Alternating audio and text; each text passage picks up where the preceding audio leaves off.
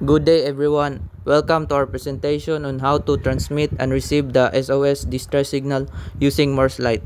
This presentation is based on the Colregs Annex 4 and the International Code of Signals or ICS. We're Dalangin Johansen P and Iscanio Kevenjos S and will guide you through the basics of sending and recognizing SOS signals at sea. What does SOS means? SOS is an international signal for distress or emergency in Morse code.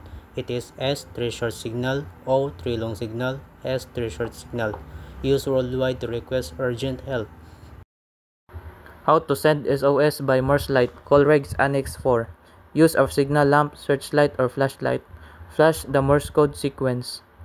Dots, quick, short flashes, dashes, longer, steady flashes. Repeat the sequence until someone notices and responds. Visual example. Here's a visual example of the sequence. S short short short, O long long long, SOS short short short, long long long, short short short.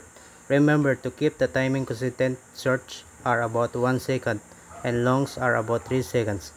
Practicing helps you send the signal more clearly and confidently.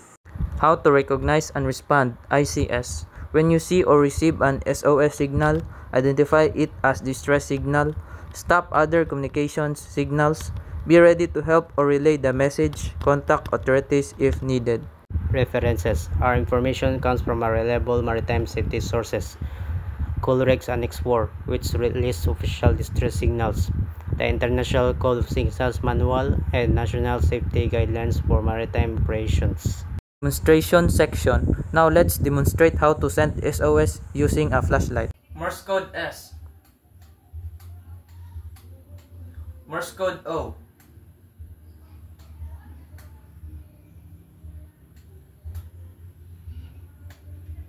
It's called SOS.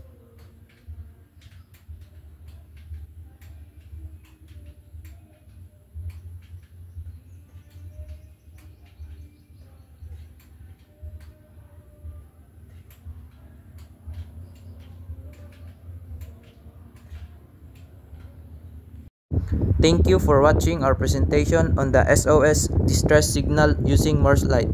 We hope you found it informative and useful. Presented by Dalangin Johansen P and Iscanio Kevenjos S.